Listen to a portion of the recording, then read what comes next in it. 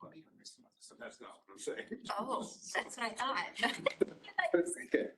All right, I'm going to call our listening session to order. It is 5:47 on Monday, April 21st, our listening session here in the Hague Conference Room. We have three people who have signed up for a 5-minute slot to talk to the council as part of our listening session. We've got Parker, is it Jenny? Janae, excuse me. John Hitmaker and Lisa Watson. So why don't we start with Parker and we will, there. Why not, Parker, you are up. Oh, okay. Yeah. We'd ask that you can sign in after you finish up, but as you get up Is here. there a way to turn off a few of the overhead lights? I have a brain injury and it's pretty bad today. Someone gets triggered. Just like a couple. Sure there are. Is that possible? Appreciate it. Thanks. I don't know what's. I get up like it's like. This where I'm supposed to? You can. No, I'm supposed to sit. Okay. Is that better? No, that's okay. Is it? Why do you do one now? You guys don't care. Okay, cool. I appreciate it. Never done this before, so It's okay, take your time. take some breaths. All right, and if you could, Yeah, so, everybody's gonna get 5 minutes to speak. 5 minutes. I'm gonna cut you off at 5 minutes, not because Great. I'm a mean guy, just because everybody gets 5 minutes to speak. Awesome. And if you could just state your name for the Yeah. record and off we go. Okay, sounds good. I'll probably close my eyes for most of this. It just helps me kind of focus on my words. As my name is Parker Janae. I use she, her pronouns. And I'm really honored to meet you all here. Thanks for listening to me tonight. I'm an artist and a teacher, but first and foremost, I'm a disabled person. So for me, that means that I've been neurodivergent my whole life. Growing up in public education, super overstimulated. So as I just offered this, and this is kind of like a sensory friendly moment to bring the lights down. So I'm grateful for that. I also have a brain injury and I manage chronic pain. So disability is a big part of who I am. It's also the work that I do. I serve both disabled people and older adults in intergenerational community. And when I moved here almost 3 years ago, I was just so struck by Creekside Community Center and amazed that something like that exists with like a day program, especially during the last years with all the senior programs shutting down. And so I've been trying this year to get to some of the listening sessions as we put together this new Creekside Community Center. And because of my disability, had not been able to get there. The last one that I guess happened at Creekside, I didn't get communication around. So I've been spending some time listening at Creekside and getting to know, the woodworkers there, the artists. There's so many artists. I feel like it's just rooted in art. And based on what I've been hearing and professionally, I've been in spaces with Nick and been talking to Leah and Matt and Mark, and then all these amazing artists in the metal shop, the rock shop, and the artist store. I've been going to the Thursday get-togethers for the music, and I sang last week with a group of people, which is amazing. And first and foremost, I just want to say that the building that it exists in is really set up for older adults and people with disability. It's very sensory friendly, right? It's got these kind of enclosed spaces. The places with the music jam happened was actually really amazing as somebody who's always having a hard time being in places with music. And so there seems to be a huge disconnect in my experience from what's gonna happen to Creekside Community Center and what exists. And, disabled folks and older adults and families. I'm also a mom to a kid with disability who's 2.5, about to start, special education at preschool at the public school this fall. And, a lot of us have issues with access and being heard and even feeling like what we say matters. And what I've been hearing from people there and then kind of said, but not said through some of the other public health folks that are not in charge of the dominant narrative of what's going on, is that they're very concerned that people like us are already in a public emergency, right? We already are in this experience of collective trauma because of COVID. And I know those public health officials are some of the ones that got it the hardest in our community. But what I'm learning is that 55,000 of us here in this community are signing up for food help, for free food. And, they're trying to take women's rights to vote right now. It's my assumption that my WIC, money that helps cover my groceries, but it's not enough. That might close come September. So as I'm listening to where we are and what's going on with my people, and I'm seeing what's to come, I'm scared, to be honest. I feel like it's a time where we need to be growing food and really actually watering and listening to the elders that have held that community for a long time. I feel so honored to finally move to another community of artists. And I see this space that we're in that is rooted in arts. And yet hearing what Nick and Leah and Nick said, that it's him and Leah and one of the heads at the architecture firm, with their ideas and what they've been working towards is what's going to happen. And I still feel like that folks like me, the people who are the roots of Creekside, are just not at the table. And honestly, they don't, I've been asking, I asked other people, other neighbors to come here today, and folks are scared. They don't want to say what they feel. I know that there's some online spaces like on Facebook. My neighbor across the street that was a big part of the 9 Mile Creek project was saying that there's just a lot of nastiness towards older adults and folks with disability. And I know, looking at this room, a lot of us carry a lot of ability. Such, in this culture, ability is power. And so I ask you to look at how you're setting up this community center that you're building, and realizing that you're not actually setting it up for the folks that need it the most and who help really create the beauty that is Bloomington. This place is rooted in arts, and that's arts and science because of the Indigenous intercultural community that's been here a long time. I'm seeing what's going on and hearing about the Indigenous Arboretum, which is very close to my neighborhood over here on the east side. Parker, excuse me. I'm at 5. You're at 5 minutes. Yes, you are. And I see that as a place for starting and bringing us disabled folks and elders to the table as we move forward, make these huge decisions. So thank you so much for listening. So honored. Thank you.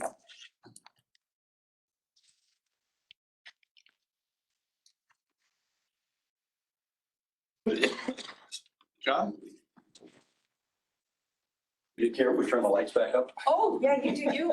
Appreciate it. Thanks so much.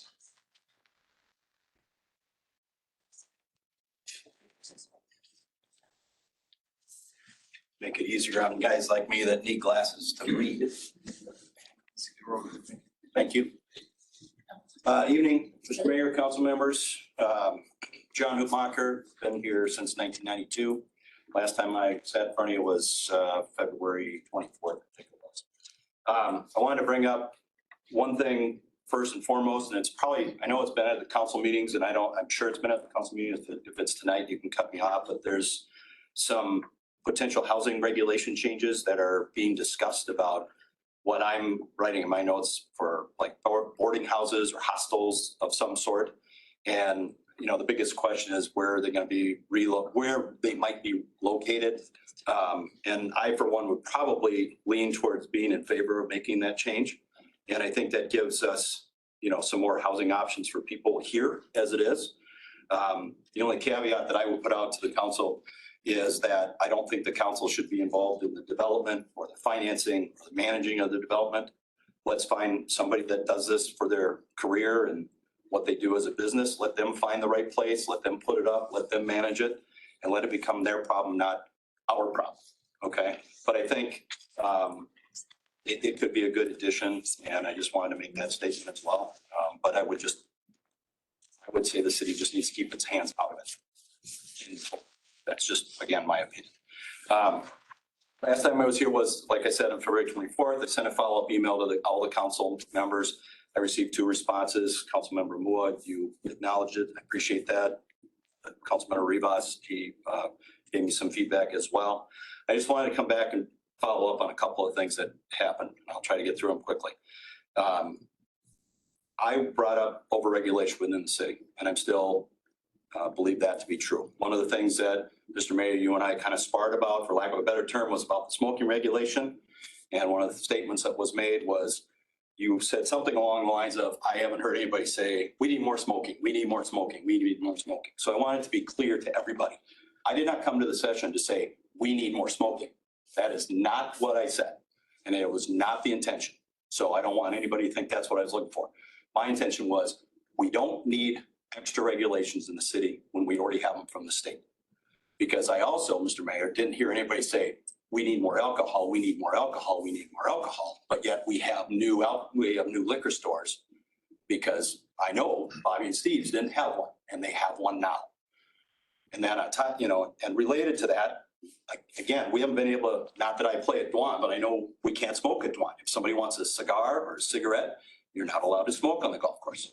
But yet we can get a beer, we can get a pop, we can get potato chips, we can get a Snickers bar. So if this city council is intent on getting rid of smoking, then tell everybody that. Everybody should come out at the city council meeting and say, our goal is to get rid of it. And why don't you just do it? As opposed to this mealy mouth stuff that happens and it just gets over-regulated. That's just the point I was making. And it goes back to the ESL, the early sick and safe, earned sick and safe leave, same thing. The comment that Mr. Mayor you had was, we had a big debate about it, whether to keep it, whether to get rid of it. You said some people were on one side, some people were on the other. It'd be nice to know who was on which side, because I'd really like to know how many people wanted to get rid of it versus wanted to keep it, because my guess is it was highly one way to keep it. But again, to my point, you're over-regulating the business owners. They can have the state come in and say, how's your ESSL program? And a week later, they could have you guys come in and doing the same things. Now they waste their time, their money, their effort to do the same thing over again. That's the only points that I've been trying to make about it. I brought up city sales tax. I don't know what the final figure is right now for the new health and wellness center and the big and the 9-mile corridor. My understanding was $155 million. I'll be shocked if it's under $200 million by the time everybody's done. We're buying up houses, or allegedly buying up houses to build it. So we're losing housing again for people. I'm just saying it's out there. So if you're not purchasing those homes along there to expand it further, then it should be said. I didn't see that. I'm just saying, what is the price tag going to be? Okay. And the last thing I'm going to talk about is just permitting in the city, which I think is overwrought. There's roofing permits, there's siding permits, electrical permits, plumbing permits. You can go on and on and on and on. Okay. So, but what I can tell you is that as a guy that owns a business that installs roofs, and we've done some of them in the city, we pay $100 to go to you, Mr. Mayor, to go to your house, put a roof on. We rip the roof off, we take some pictures, we pay $100. But if you say I didn't install it right, I can't drag the city in and say the city said they inspected it and it cleared. So what are we paying for as business owners, as homeowners, when we buy permits and have engineers sign off that roofs are done right, electrical's done right, plumbing's done right, when the city isn't there to use as your defense when you're saying it's installed right? And finally, I just think you guys got to keep working on the budget, because I'm still hearing the figure 18% next year, and it's not even close to acceptable. Got your 5 minutes. Thank you much. Thanks. I was say, didn't we put out a communications that we are not buying those houses? It could be, and I may have missed it, so that's why I brought it up. So if that was what it was true, We definitely said no. yeah, if I missed that, Councilwoman, I apologize. Thanks for clarifying. Like, just quick, John, let's connect on the permits. Okay. I'm a licensed building contractor. I pull permits all the time. Yep. So I understand your concerns and I don't understand your concerns. So maybe I can try to provide some clarification on that. Sure. Well, just a little. Lisa.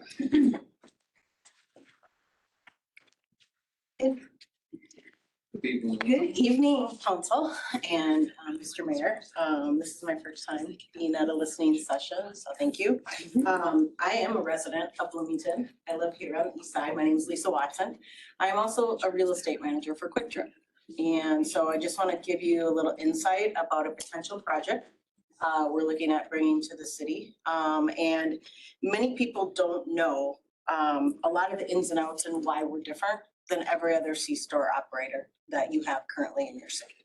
So we are looking at a major investment, which includes purchasing land and also building a brand new 7,000 to 9,100 square foot store with a potential car wash and 8 MPD, what we call an 8 MPD, which is basically double fuel stations for 4 rows. So it'd be double. Our company is a family-owned company that was founded in 1965 by a guy named Don Zelo. We are celebrating our 60th anniversary now in 2025. When Don bought the company, he wanted to do things differently. And so 25 years ago, he bought out the partners and decided, how do I make this company different from all the other C-stores? Quick Trip actually has grown into a trusted name, as you guys know, in the retail business. We serve over 12.5 million guests each week, which if you were to look at the comparison, probably not close for some of the brands, okay? Our stores, we have a network of 900 stores between Quick Star. So we are named Quick Star in Iowa and in North Dakota and South Dakota because of the business name that was already taken of Quick Trip. We do daily store deliveries. 95% of our stores do recycling containers. We have alternative fuel options. We do LED lighting in all our stores, inside and out. We use low flow water systems, and we actually this year created our own quick charge program. So along the 94 corridor going into Chicago, we now have our own EV chargers we got our first set in that were financed, and now we're waiting on our second. We make 80% of our products in La Crosse. So our big campus is in La Crosse. We do everything from dairy to bakery to ice cream, milk, commissary. So everything you guys see in the stores is made in La Crosse and shipped out daily to the store. So every store gets a daily delivery. So it's not sitting in the store waiting to be put out. Our coworkers, we operate 217 stores here in Minnesota with 8,700 coworkers just in the state of Minnesota. We also have 44 Minnesota stores that have solar as a part of their setup. We promote a culture of caring, and I think it aligns very well with the city of Bloomington based on my own experience living here, based on what I know when I read the Bloomington briefing that comes out. And so 40% of our pre-tax go to profit sharing. So every coworker of Quick Trip is actually a coworker who gets a bonus check at the end of the year, whether you're full-time or part-time. We do wellness snacks and drinks for coworkers. We provide birthday, anniversary, wedding gifts. Our coworker number is anywhere from 40 to 60 employees per store. So a Bloomington store would have 40 to 60 employees, 40% part-time, full-time, 60% part-time. And it could actually be more of a 50-50 split depending on really who we get as coworkers for this. We also have the lowest turnover rate in our industry at 46.6% versus the industry average on turnover is 100% in the C-store. So it goes to show we care about our coworkers and how we treat our coworkers. We also get involved in our community greatly. We do sponsorship for local events and organizations. So a lot of the things like even whether it's a parade, whether it's farmer's market, whether it's Kennedy High School, Jefferson High School, we will be there to support all the local needs of all the community. We also partner with Feeding for America. Food banks pick up our food 2 to 3 times a week from our stores that we can't use and have made, but we don't want it to go bad. So we call local food banks. We work with emergency managers in the city. A lot of times if there's fire, if there's anything that comes up, even a outage of electrical or water or something like that, we'll work with emergency managers on giving away free water, on giving away needs for the community. And so with that being said, we also use local suppliers and farmers. We also have a retail helper program, which many people don't know, which we hire 700, so far to date, we have 777 coworkers with disabilities. So they're called a retail helper and they are employed. They love coming to work with us. They are a critical part of what we do in the store each day. We have Lisa, I'm sorry, you're past. 5 minutes? Yes. Okay. Sorry. Yeah, and all I bring it to attention is we are still under consideration for the city. I will let you know, based on an ordinance regulating tobacco. It is still under consideration, but ask that discussion be had because of THC and cannabis sales in the city and would like that to be reopened for discussion. So thank you. Thank you. Mayor, can I say something? I just want to say I'm excited about this. I went to UW La Crosse, where there's a Quick Trip on every single corner, and it is very different from the C stores that we have currently today. So hopefully we can work something out. Looking forward to hearing what happens. Thank you. Mr. Mayor, do you know what's currently, is there a current discussion with the city on the regulations happening at the moment? I've talked with the Quick Trip people, understand what their proposal is. But I know that Jan wanted to come forward and they wanted to at least road with the council whether or not we wanted to go down that road in Okay. terms of conversation we had within the past 3, 4, 5 years about tobacco licensing, new facilities. Ah, okay, the moratorium, Yes. I see. Just to clarify, it's not a moratorium. Sorry, Yes. It just ended. I understand. Sunset. Yeah, sunset. Yes. And council, with that, those are our 3 speakers this evening. Thank you very much all for being here. And with that, we will adjourn our city council listening session and reconvene here at the bottom of the hour. Look for a motion to adjourn the listening session. So moved. Second. Motion and a second to adjourn our listening session. All in favor? Aye. We are adjourned. We will reconvene here at 6:30, And here. right here. Yep. Thanks.